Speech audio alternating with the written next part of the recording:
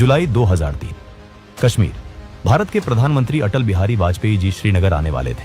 पूरा शहर एक अभेद्य किले में बदल चुका था। चप्पे चप्पे पर बीएसएफ की बंदूकें तनी थी। ऐसा लग रहा था मानो परिंदा भी पर नहीं मार सकता।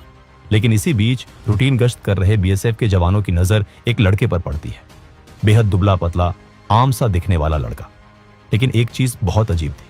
घाटी के उस ठंडे मौसम में भी उसके माथे से पसीने की मोटी मोटी बूंदें टपक रही थी। उसकी सांसें तेज थीं और कदम बुरी तरह लड़खड़ा रहे थे। जवानों का सिक्स्थ सेंस एक्टिवेट हुआ। जवानों ने उसे रोका और उसकी तलाशी ली गई। जैसे ही उस लड़के की शर्ट के बटन खोले गए, वहां खड़े हर जवान की सांसें अटक गईं। उस पतले से जिस्म पर सीने से लेकर पेट तक भारी मात्रा में RDX और उलझे हुए सर्किट के तार बंधे हुए थे। वो कोई आम लड़का नहीं, बल्कि मौत का एक चलता फिरता ट्रिगर था। पाकिस्तान के फैसलाबाद से भेजा गया अंसार नाम का एक सुसाइड बॉम्बर, जिसका टारगेट कोई और नहीं, खुद भारत के प्रधानमंत्री थे।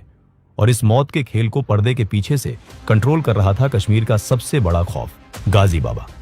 इस वीडियो में हम आपको उस सीक्रेट ऑपरेशन की पूरी कहानी बताएंगे कि कैसे बीएसएफ के जाबाज ऑफिसर्स ने पार्लियामेंट अटैक के मास्टरमाइंड और कश्मीर के ओसामा गाजी बाबा को उसी के सीक्रेट कमरे में घुसकर मौत के घाट उतारा।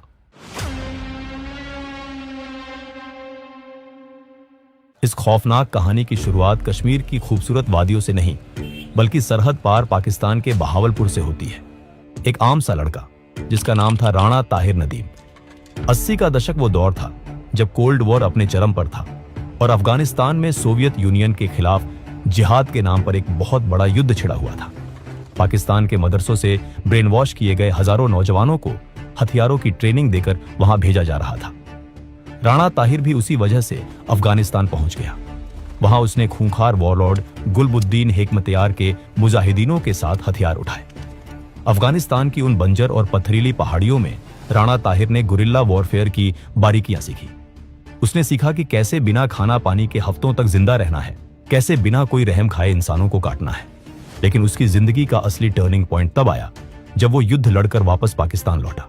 यहां उसकी मुलाकात एक ऐसे शख्स से हुई जिसने उसके अंदर के जहर को एक नया और बहुत बड़ा मकसद दे दिया। वो शख्स था मौलाना मसूद अजहर। मसूद अजहर उस समय हरकत उल अंसार का जनरल सेक्रेटरी था और भारत के खिलाफ एक बहुत बड़ी और गहरी साजिश रच रहा था। राणा ताहिर मसूद के विजन से इतना ज्यादा इंप्रेस हुआ कि उसने अपनी पूरी जिंदगी मसूद के नाम कर दी। वो मसूद की परछाई बन गया। मसूद ने भी इस लड़के के अंदर छुपी हुई क्रूरता और लीडरशिप क्वालिटी को पहचाना। उसने ताहिर को तुरंत अपना डेप्यूटी कमांडर बना दिया। इसी दौरान साल 1994 के फरवरी महीने में मसूद अजहर पहली बार एक फर्जी पुर्तगाली पासपोर्ट पर भारत आया। लेकिन उसका ओवर कॉन्फिडेंस और घमंड उसे ले डूबा। कश्मीर के अनंतनाग में इंडियन सिक्योरिटी फोर्सेस ने एक रूटीन चेकिंग के दौरान उसे धर दबोचा और सीधे सलाखों के पीछे डाल दिया। मसूद की गिरफ्तारी की खबर जब पाकिस्तान पहुंची तो राणा ताहिर नदीम आग बबूला हो उठा। उसने अपने आका की कसम खाई कि वो किसी भी कीमत पर, चाहे इसके लिए उसे पूरे कश्मीर को खून से क्यों ना नहलाना पड़े, वो मसूद अजहर को छुड़ा कर लाएगा। और यही से राणा ताहिर नदीम हमेशा के लिए पीछे छूट गया और जन्म हुआ एक नए खूंखार और बेहद शातिर चेहरे का, गाजी बाबा।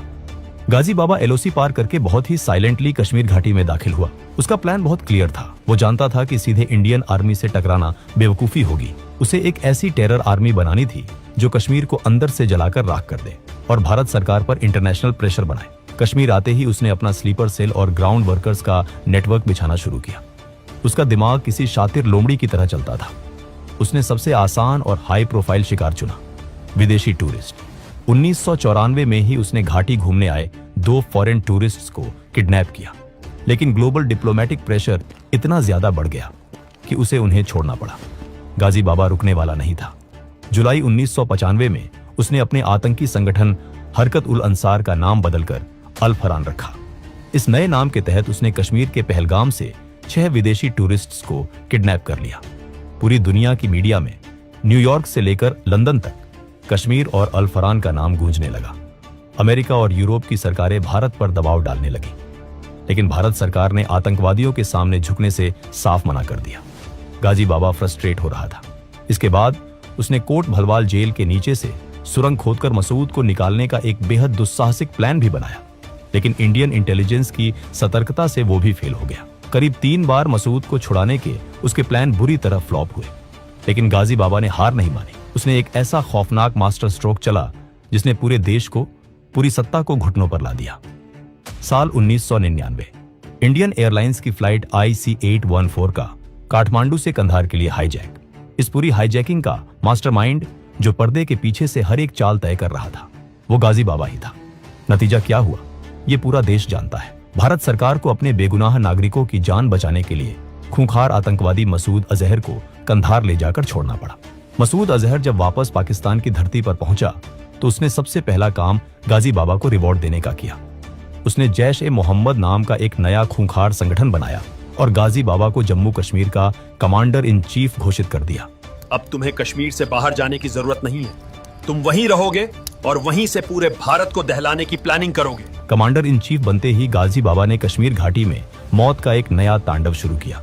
उसने घाटी में फिदायीन यानी सुसाइड अटैक्स का ट्रेंड सेट किया। साल 2000 में 20 अप्रैल को श्रीनगर के बादामी बाग कैंटोनमेंट पर हुआ हमला इसका पहला बड़ा सबूत था।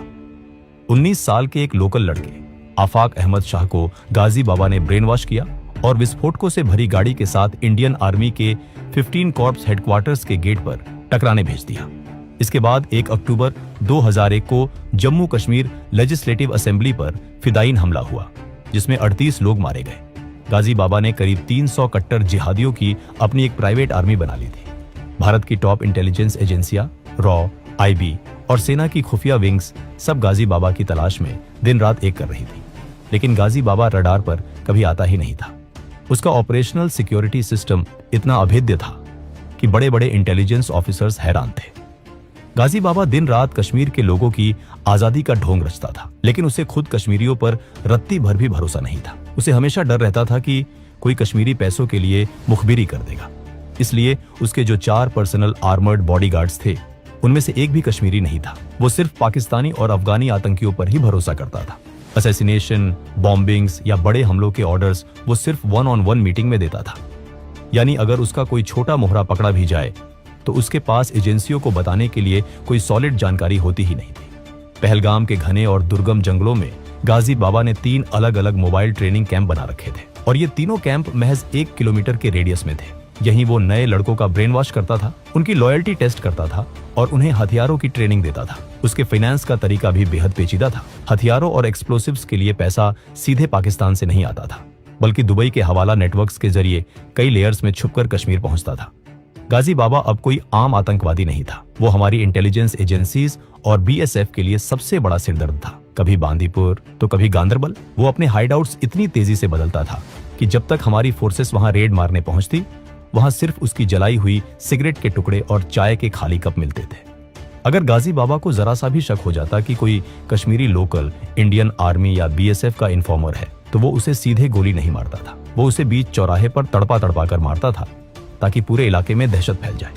इन्हीं सब के बीच इंटेलिजेंस और स्पेशल ऑपरेशन ग्रुप SOG को एक बहुत बड़ा ब्रेक थ्रू मिला था। जुलाई 2001 की बात है। SOG के चीफ सुनील कुमार को एक ऐसा सोर्स मिल गया था जो गाजी बाबा और उसके कमांडर्स को उनके गुप्त हाइडआउट्स पर खाना सप्लाई करता था। एक ऑपरेशन प्लान किया गया। हम उस सप्लायर के जरिए खाने में बहुत हैवी सेडेटिव्स मिला देंगे।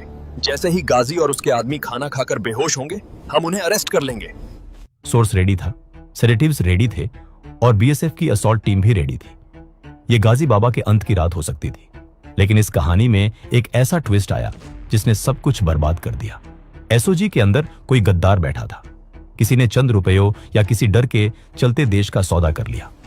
उस गद्दार ने ऑपरेशन शुरू होने से कुछ घंटे पहले ही ये बात गाजी बाबा तक पहुंचा दी। जब हमारी टीम उस लोकेशन पर रेकी करने पहुंची तो वहां गाजी बाबा नहीं था। एक गद्दार की वजह से एक बहुत बड़ा ऑपरेशन फेल हो गया और इस फेलियर की कीमत भारत को बहुत भारी चुकानी पड़ने वाली थी। इस फेल हुए ऑपरेशन के ठीक 5 महीने बाद गाजी बाबा ने वो किया जिसने पूरे भारत की नींव हिला दी। 13 दिसंबर 2001 देश की राजधानी दिल्ली में भारत के पार्लियामेंट पर अटैक। गाजी बाबा ने पहलगाम के घने जंगलों में खुद अफजल गुरु की मुलाकात अपने टॉप कमांडर्स से करवाई थी। गाजी बाबा 12 हथियारों से लैस बॉडीगार्ड्स के घेरे में एक बॉस की तरह बैठा था। पार्लियामेंट पर हमला करने वाले आतंकियों में से राणा और हमजा को गाजी बाबा ने खुद ब्रेन वॉश करके तैयार किया था। पार्लियामेंट अटैक के बाद दुनिया का पूरा जियोपॉलिटिकल डायनामिक्स बदल गया। भारत और पाकिस्तान युद्ध की कगार पर खड़े थे। जांच एजेंसियों ने जब सारे तार जोड़े तो एक ही नाम सामने आया, गाजी बाबा। भारत सरकार के एक टॉप मिनिस्टर ने प्रेस कॉन्फ्रेंस में साफ कह दिया था कि ये आदमी कश्मीर का ओसामा है। पार्लियामेंट अटैक के बाद गाजी बाबा भारत की हर एजेंसी की हिट लिस्ट में टॉप पर था। गाजी भी ये बात जानता था कि अब पूरा देश उसके खून का प्यासा है। उसने अपना हुलिया पूरी तरह से बदल लिया। उसने अपनी लंबी पहचान वाली दाढ़ी काट ली और अंडरग्राउंड हो गया। पार्लियामेंट अटैक के बाद के 1.5 सालों में उसने फ्रस्ट्रेशन में बीएसएफ के जवानों को चुन चुन कर निशाना बनाना शुरू किया। वो जानता था कि बीएसएफ उसके पीछे हाथ धोकर पड़ी है। हर दूसरे तीसरे दिन घाटी से हमारे किसी न किसी जवान के वीरगति प्राप्त होने की खबर आती थी। जुलाई 2003 कश्मीर के लिए ये एक बहुत ही क्रिटिकल और हाई टेंशन समय था, क्योंकि प्रधानमंत्री अटल बिहारी वाजपेयी जी श्रीनगर के एक बहुत बड़े दौरे पर आने वाले थे। पूरे श्रीनगर को एक किले में तब्दील कर दिया गया था। हर गली, हर चौराहे पर बीएसएफ और पुलिस का कड़ा पहरा था। इसी दौरान रूटीन चेकिंग के समय बीएसएफ के कुछ जवानों ने एक पतली सी गली से आते हुए एक लड़के को देखा। लड़का बहुत दुबला पतला था, लेकिन उसके माथे पर पसीना था और वो बुरी तरह नर्वस लग रहा था।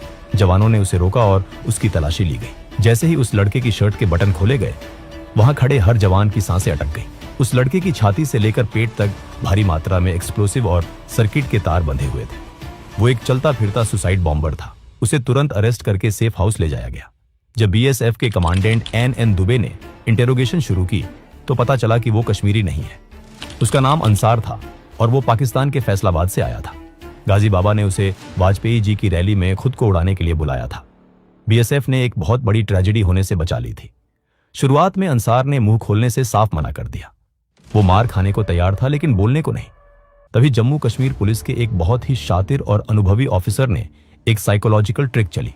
उन्होंने अंसार को मारा नहीं, बल्कि बड़े प्यार से उसके कंधे पर हाथ रखा और कहा, देखो यार, तुम बहुत स्मार्ट और फिट लड़के हो। तुम्हें क्या लगता है तुम्हारे आकाओं को तुम्हारी जान की परवाह है? तुम उनके लिए सिर्फ एक मोहरा हो। अगर तुम हमारा साथ दो तो हम तुम्हें पुलिस में एक बहुत अच्छी नौकरी दिलवाएंगे। कम पढ़े लिखे और ब्रेन वॉश्ड आतंकियों पर ये गुड कॉप वाली साइकोलॉजिकल ट्रिक्स अक्सर काम कर जाती थी। अंसार पिघल गया और उसने पुलिस के सामने सरेंडर कर दिया। एन दुबे ने सवाल पूछा, क्या तुम गाजी बाबा को जानते हो? अंसार ने जवाब दिया, मैं उसके हाइडआउट की सही लोकेशन तो नहीं जानता साहब, लेकिन मेरी रोज वायरलेस पर उससे 2 बार बात होती है, सुबह 9:30 बजे और दोपहर 3:30 बजे। अंसार ने आगे बताया कि उसका कोड नेम 08 है और गाजी बाबा का कोड नेम 39 है। पास ही खड़े बीएसएफ के वायरलेस ऑपरेटर गंधर्व कुमार झटके से आगे आए। सर, ये 39 कोड नेम मैंने वायरलेस इंटरसेप्ट्स में कई बार सुना है। जब भी हमारा कोई जवान शहीद होता है तो ये 39 कोड वाला शख्स ही खुश होकर मैसेज देता है कि मुर्गा टपका दिया है। कमांडेंट एन दुबे ने अंसार को सख्त आदेश दिया कि वो अब हर रोज तय समय पर गाजी बाबा से बात करेगा और किसी भी तरह बातों बातों में उससे कोई लोकेशन या हिंट उगलवाएगा। दोपहर 3:30 बजे अंसार ने वायरलेस ऑन किया। बीएसएफ की पूरी टीम सुन रही थी। सामने से गाजी बाबा की आवाज आई, लेकिन गाजी बाबा बहुत चालाक था। वो अंसार से नहीं बल्कि किसी और कमांडर से बात कर रहा था। 08 मिसिंग है, वो रडार पे नहीं है, अलर्ट पे रहना, कोई भी गड़बड़ लगे तो तुरंत बेस बदल लो। अंसार का राज खुल चुका था। गाजी बाबा को भनक लग गई थी कि उसका मोहरा पकड़ा गया है। कमरे में निराशा छा गई। लगा जैसे शिकार फिर से हाथ से निकल गया। लेकिन अंसार ने अपनी वफादारी साबित करने के लिए एक आखिरी तुरुप का इक्का फेंका। साहब, मुझे एक बात याद आ रही है। मैं एक कारपेंटर को जानता हूँ। वो जैश के लिए दीवारों के पीछे सीक्रेट हाइडआउट्स और हिडन रूम्स बनाने का काम करता है। बिना एक सेकंड गवाए उस कारपेंटर को धर दबोचा गया। जब उसे बीएसएफ बेस पर लाया गया तो वो डर के मारे थर थर कांप रहा था। साहब, अल्लाह की कसम मुझे कुछ नहीं पता। मुझे तो बस आंख पर पट्टी बांधकर गाड़ी में डाला जाता था और काम खत्म होने के बाद वापस छोड़ दिया जाता था। लेकिन जब दुबे ने अपना लहजा सख्त किया तो उस कारपेंटर का दिमाग चलने लगा। साहब, एक घर है, वहां एक बार मुझे बिना पट्टी के ले जाया गया था। मुझे उसका रास्ता याद है। दुबे ने तुरंत उसे अपनी प्राइवेट सेंट्रो कार में बिठाया। वो उसे लेकर सीधे नूरबाग इलाके की तरफ निकल पड़े। कारपेंटर ने डरते हुए एक आम से दिखने वाले 3 मंजिला घर की तरफ इशारा कर दिया। साहब, यही वो घर है। उसी रात बीएसएफ हेडक्वार्टर में एक सीक्रेट मीटिंग हुई। नक्शे बिछाए गए, टीमें तय की गईं, एग्जिट और एंट्री पॉइंट्स मार्क किए गए और फाइनली ऑपरेशन गाजी बाबा का काउंटडाउन शुरू हो गया। इंटेलिजेंस पुख्ता हो चुकी थी। नूरबाग का वो 3 मंजिला घर रडार पर था, लेकिन ये कोई जंगल नहीं था। ये एक भीड़ भाड़ वाला रिहायशी इलाका था। एक छोटी सी गलती और सैकड़ों आम नागरिकों की जान जा सकती थी। 30 अगस्त 2003 सुबह के 4 बज चुके थे। एन दुबे खुद इस ऑपरेशन को लीड कर रहे थे। 9 हाईली ट्रेंड बीएसएफ कमांडोज की असॉल्ट टीम तैयार थी। कारपेंटर उनके साथ था। बाहर की तरफ से पैरामिलिट्री और इंडियन आर्मी के जवानों ने पूरे इलाके को सील कर दिया था। आसपास के घरों से लोगों को चुपचाप निकाला जा रहा था। वायरलेस पर एक आखिरी इंटरसेप्ट मिला। अंदर मौजूद लोगों ने कोड 39 का इस्तेमाल किया था। इसका मतलब साफ था, गाजी बाबा उसी इमारत के अंदर मौजूद था। अंधेरे में जब दुबे ने उस घर को गौर से देखा तो उनका सिक्स्थ सेंस बोला कि कुछ गड़बड़ है। उन्होंने कारपेंटर की गर्दन को पीछे से दबोचा। क्या ये वही घर है?